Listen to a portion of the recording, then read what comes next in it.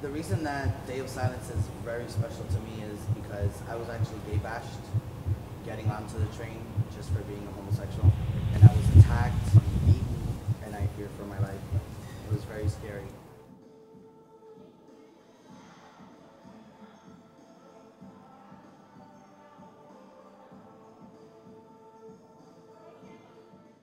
It's probably one of the more difficult things that we do to have to be quiet during the time. A lot of people, it's the day of silence. A lot of people wake up or at midnight, they are quiet until midnight. And that's just the way that it is. We understand that we have students that are going into classes or going to work, so we don't ask them to do the whole day. We do 2 hours, but 2 hours is a lot for people. You see everybody texting, writing notes, doing as much sign language as they know. But it is a very visible and audible experience. You can hear the lack of students talking. There's a bunch of students sitting in the middle of Cantor Square that's normally really loud, and it's complete silence. They're just sitting there. They're talking, they're communicating to each other, but it just shows how the silence works.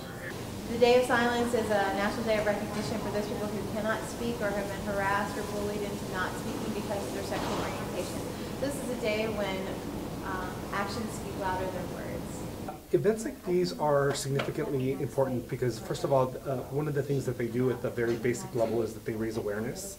And they also create comfort zones for other students. So they raise awareness because people that are passerbys, whether they're participating or not, they at least get to look at it and say, hey, what is that? And if they're not LGBT, at least they have this passerby thought about the gay community while they're walking by. And so they have to stop and think about why it's happening and what's going on. The silence is actually a reflection because people are so customary when someone walks up to them to going ahead and talking to you and expecting an answer.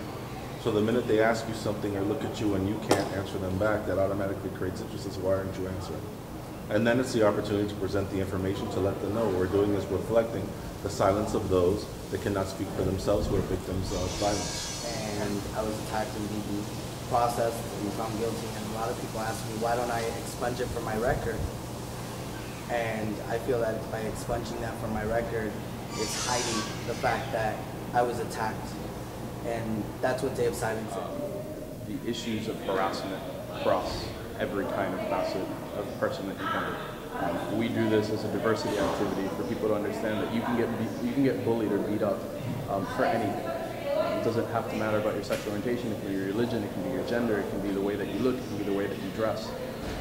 And Day of Silence is an opportunity for, we tell everybody, because people always ask us, oh, do I have to be gay to participate? And no, you don't. You don't even have to be a supporter. You have to be someone that has either experienced some form of bullying or has heard something or seen something or some kind of harassment that is interested in fighting for it.